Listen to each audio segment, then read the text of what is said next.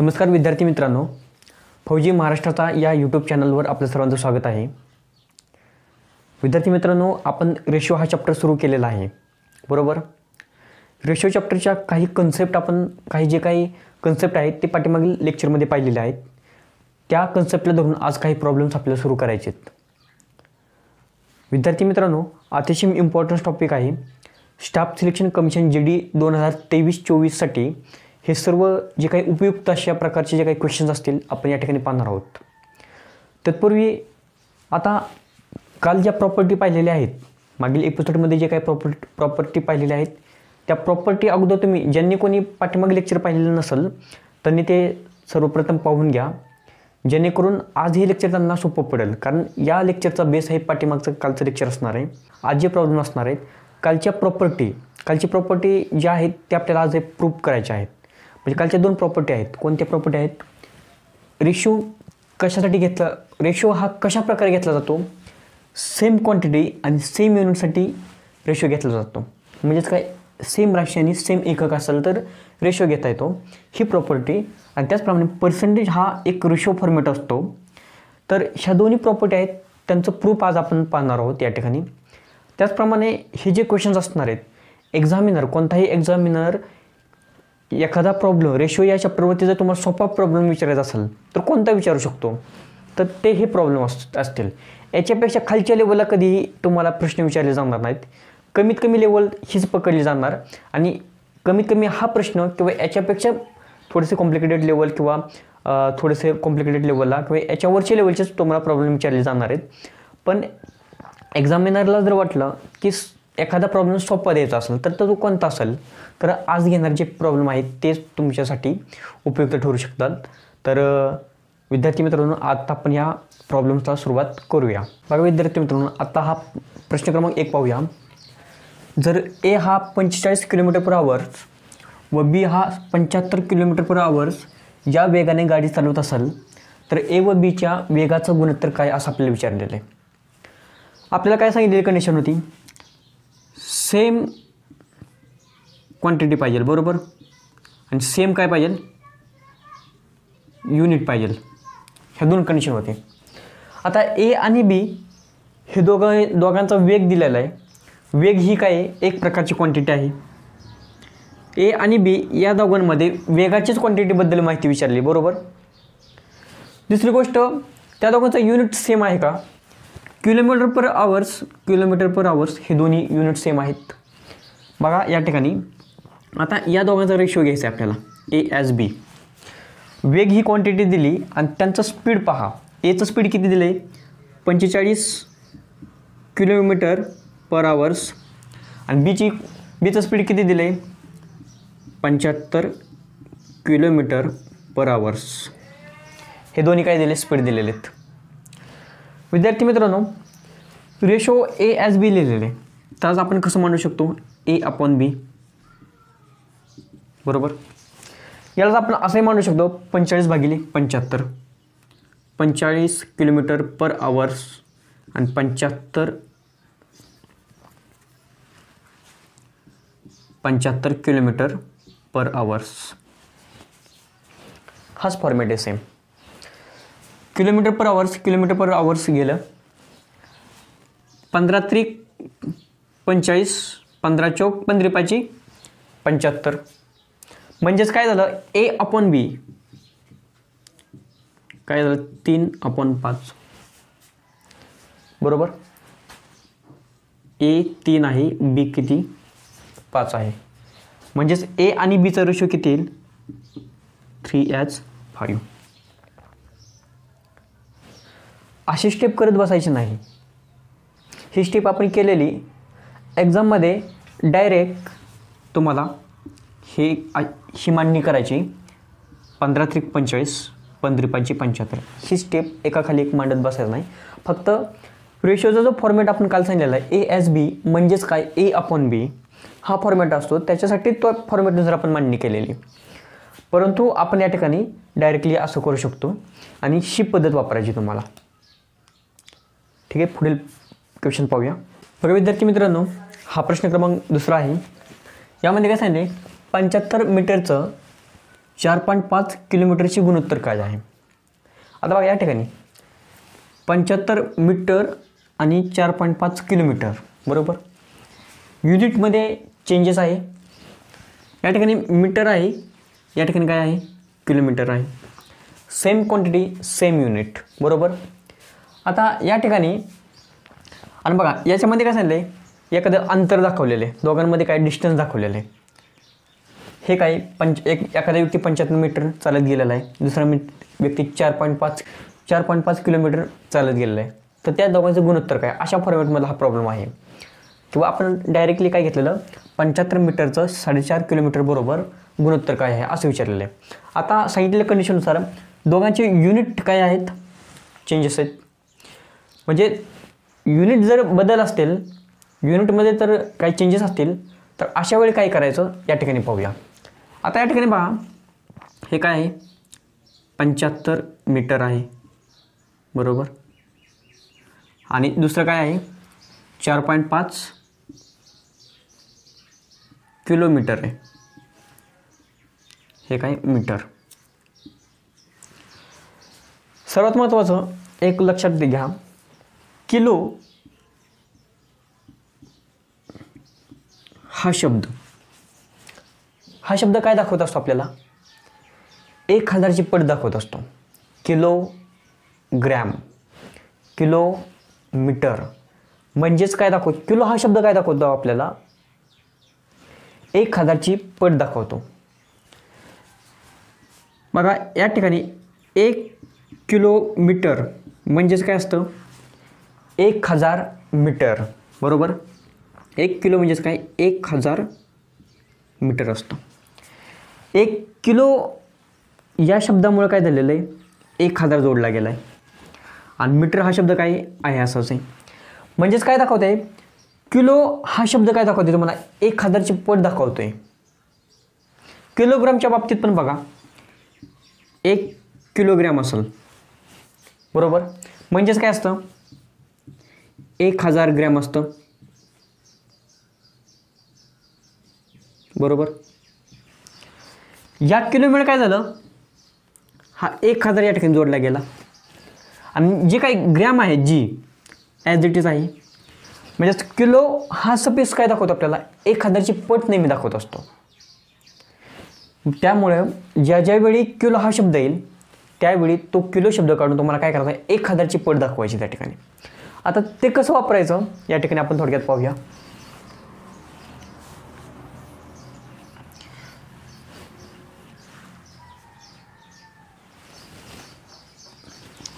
आता या ठिकाणी पहा 75 मीटर आहे असं, आणि या ठिकाणी 4.5 किलोमीटर म्हणजे 4.5 गुणिले 1000,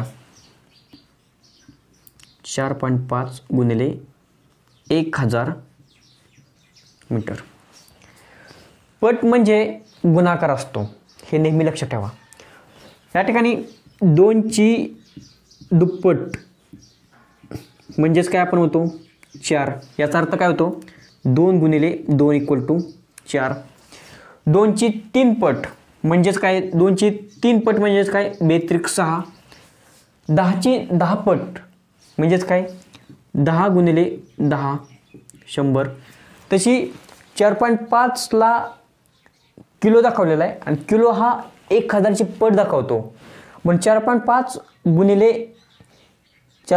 गुणिले किलो म्हणजे 4.5ची 1000 पट असा त्याचा अर्थ होतोय. मराठी भाषेमध्ये ज्यावेळी प्रॉब्लेम दिला जातो त्यावेळी बघा त्या शब्दांमध्येच अर्थ दडलेला असतो. 4.5 किलो म्हणजे 4.5 किलो म्हणजेच काय 1000 पट, म्हणजे 4.5 म्हणजे 4.5ची 1000 पट म्हणजेच काय 4.5 गुणिले 1000 मीटर. एवढं तुम्हाला बेसिकली सांगण्याची गरज नाही तुम्हाला, कारण परंतु 10 लेवलचे जे विद्यार्थी आहेत ते डायरेक्टली एक्झाम देणारे आहेत, तर त्यांचा थोडासा विचार केला जाऊन हा पहिले लेक्चर बेसिक बनवण्यात आलेले आहे. पुढे अगदी कॉम्प्लिकेटेड लेवलपर्यंत आपण पोहोचणार आहोत. जे काही एक्झामला पाठीमागे क्वेश्चन्स आलेले आहेत ते सुद्धा पाहिजे आहेत आपल्याला. आता या ठिकाणी मीटर कॅन्सल केला. या ठिकाणी पहा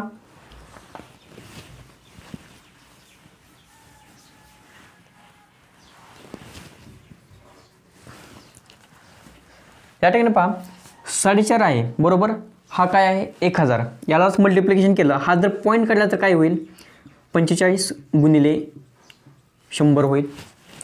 हा किती आहे 75, 15 त्रिक 45, 15 75, म्हणजेच किती आला हा 5 ॲज 300.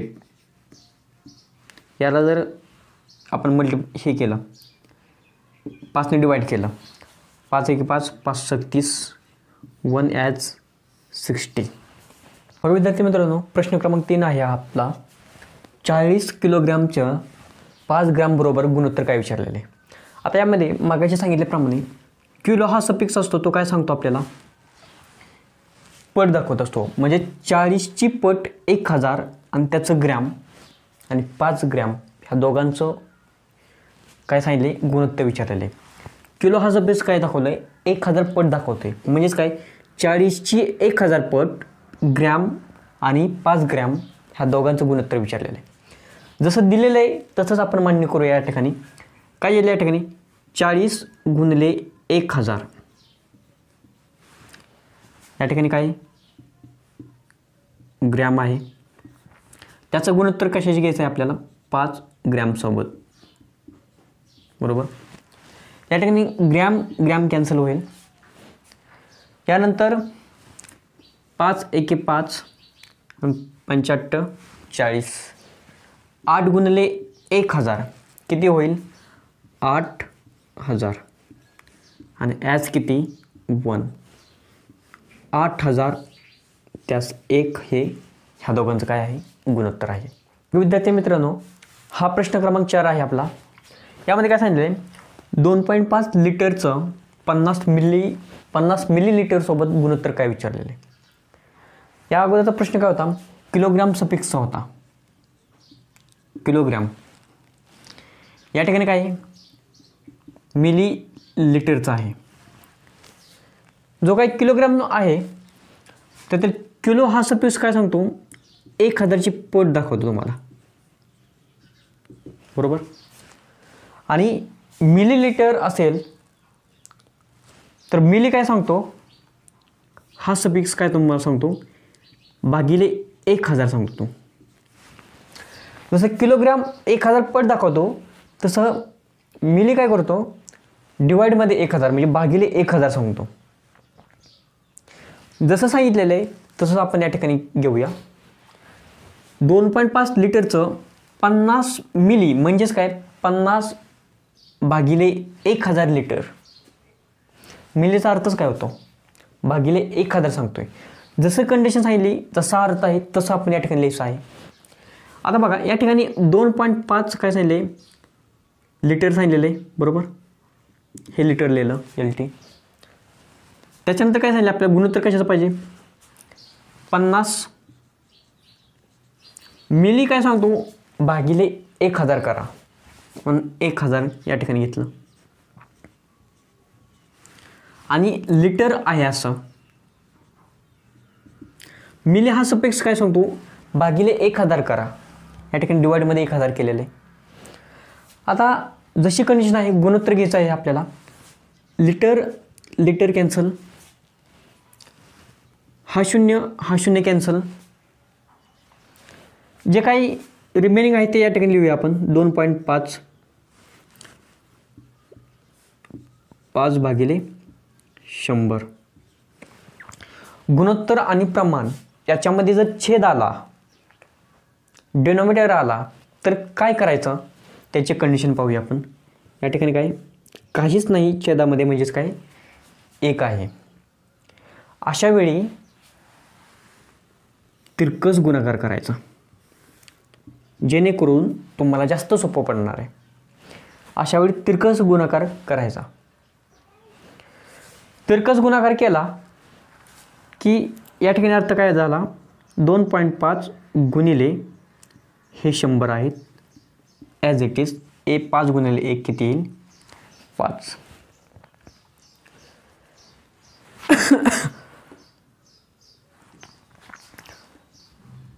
पाच 1 5, 5 2 10 आणि 0.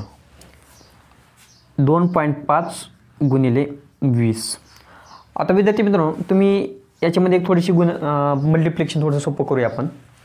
या ठिकाणी काय केले, 2.5 गुणिले 100 आहे बरोबर. 2.5 गुणिले 100 हा पॉईंट आपल्याला घालवायचा आहे. म्हणजेच काय करता येईल, हा शून्य आपल्याला कॅन्सल करावा लागेल. डायरेक्ट 25 गुणिले 10 घ्या. हा पॉईंट कट केला आणि याच्यातला एक शून्य कमी केला. हे मल्टिप्लिकेशन केल्यानंतर येतं हे तुम्हाला माहिती असणार. हेच अभिप्राय धरून आपण पुढे प्रॉब्लेम सॉल्व्ह करतोय. याच किती, हे 5 आहेत. 5 1 5, 5 2 10. 25 गुणिले 2 किती, 50. ॲज हा 1 आहे असा, म्हणजे 50 ॲज 1, 50 ॲज 1. हे काय आहे, याचं गुणोत्तर आहे. प्रश्न क्रमांक 5 पाहूया. या ठिकाणी 40 मिलीग्रॅमचं 5 ग्रॅमसोबत गुणोत्तर काय आहे. जशी कंडिशन सांगितली तसं या ठिकाणी लिहून घेऊया. या ठिकाणी 40 आहे, मिली म्हणजेच काय, डिवाइडमध्ये काय येणार, 1000 ग्रॅम आहे असं. आणि त्याचं गुणोत्तर कशासोबत सांगितले, 5 ग्रॅमसोबत सांगितले तुम्हाला. Gram cancel. या ठिकाणी 40 भागिले काय आहे, 1000, 5 भागिले 1. छेदामध्ये काहीच नाही म्हणजे काय, 1. मागाशी सांगितलेलंच आहे पाठीमागच्या प्रॉब्लेम्समध्ये. डिवाइडमध्ये जर काय आला तर तिरकस गुणाकार करा आणि रेशो घेण्यासाठी आपलं सोपं पडते. या ठिकाणी तिरकस गुणाकार करा. 40 ॲज 5 गुणिले 1000.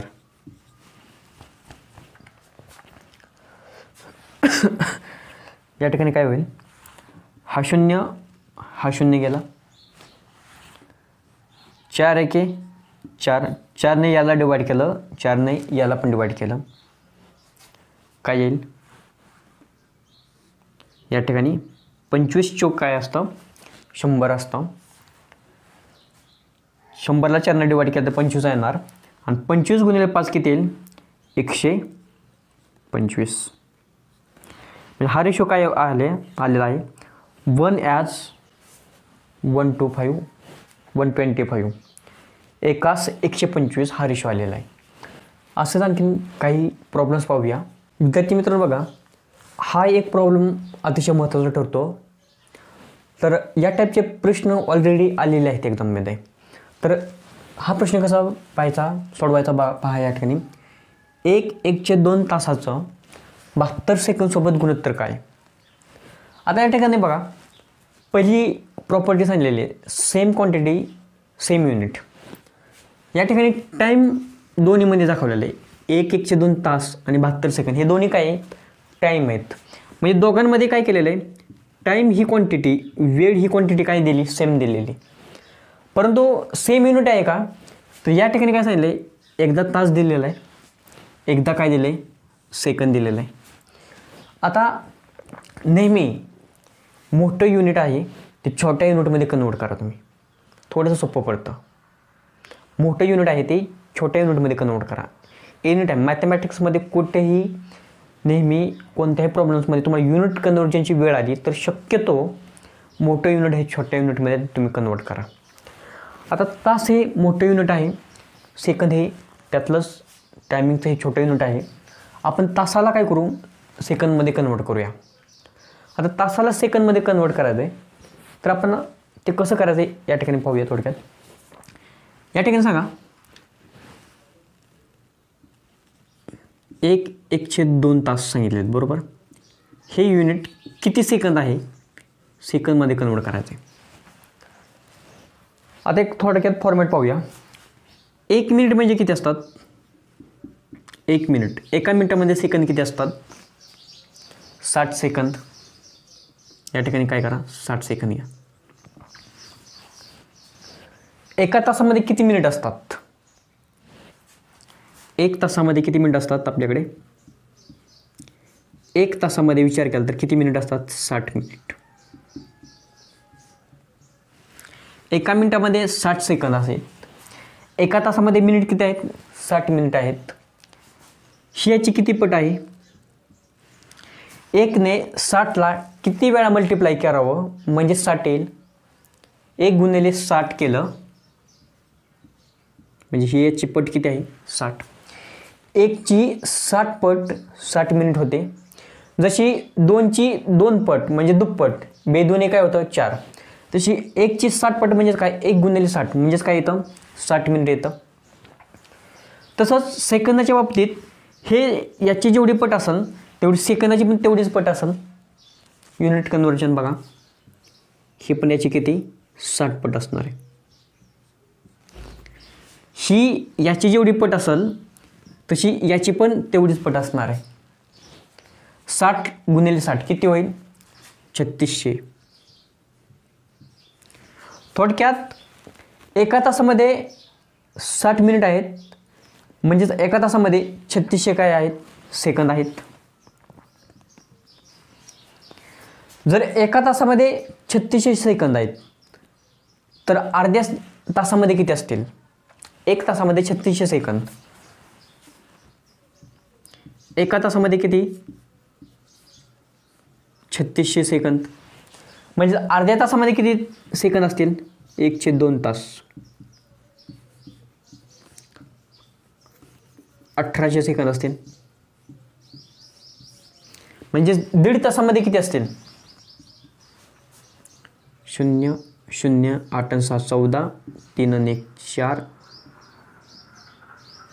3 आणि 2 5 5400 सेकंद असतील. हे 3600 1 तासाचे आणि अर्ध्या तासाचे किती? 1800 आणि 0 0 8 आणि 7 14 3 आणि 1 4 आणि 1 5 म्हणजे 5400 सेकंद आहेत. आता तेच या ठिकाणी आपल्याला काय करायचं आहे? गुणोत्तर घ्यायचं आहे. या ठिकाणी पहा, 1.5 तास म्हणजेच किती आलेलं आहे? किती आले 1.5 तास म्हणजे? 5400 सेकंद. आणि याचं गुणोत्तर आपल्याला घ्यायचं आहे कशासोबत? 72 सेकंद सोबत घ्यायचं आहे. 72 सेकंद. Second cancel. या ठिकाणी पहा, 18ने दोन्ही ठिकाणी जर डिवाईड केलं, याला 18ने आणि याला 18ने, 18 चौक किती येईल? 72. 18 त्रिक 54 300 आलेले. या ठिकाणी पहा, 4ने डिवाईड करून पाहूया दोन्ही साईडला. 4ने डिवाईड केलं या ठिकाणी 1 येईल. 4 7 28 4 5 20 म्हणजे रेशो काय आला? 75 ॲज 1 75 ॲज 1. युनिट कन्व्हर्जनसाठी कोणताही प्रॉब्लेम वाटत असेल तर कमेंट सेक्शनमध्ये जरूर सांगा तुम्ही. आणि जर युनिट कन्व्हर्जनमध्ये काय प्रॉब्लेम येत असेल तर त्याच्याबद्दल आपल्याला आणखीन पुन्हा एकदा सांगता येईल. नेक्स्ट लेक्चरमध्ये पुन्हा सांगू शकतो आपण. पण तुम्हाला समजलेलं आहे की नाही हे कमेंट सेक्शनमध्ये सांगायचं आहे. 75 ॲज 1 म्हणजेच काय? 1 ह्या 1.5 तासाचं 72 सेकंदसोबत हे गुणोत्तर आहे काय? तर 75 ॲज 1. त्यानंतर प्रश्न क्रमांक 7 पहा. जर एचा 3/5 भाग हा बीच्या 2/3 भागा एवढा आहे तर ए आणि बीचं गुणोत्तर काय विचारलेलं आहे? हे काय सांगितलं? दोन्ही भाग समान सांगितलेलं आहे.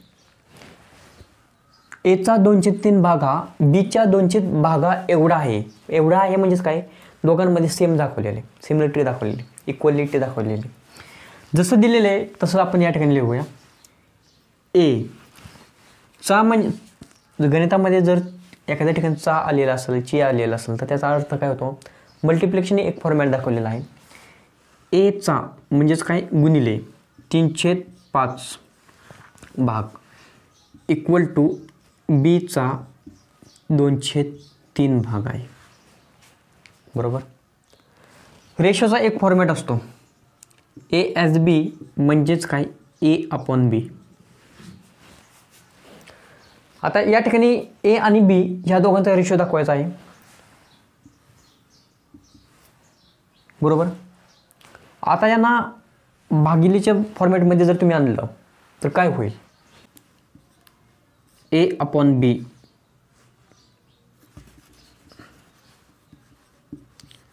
हे अपॉन बी. इक्वल टू 2/3 आणि हा 3/5 पलीकडे गेला तर काय होईल, डिवाइडमध्ये जाईल, 3/5. यालाच आपण कसं लिहू शकतो,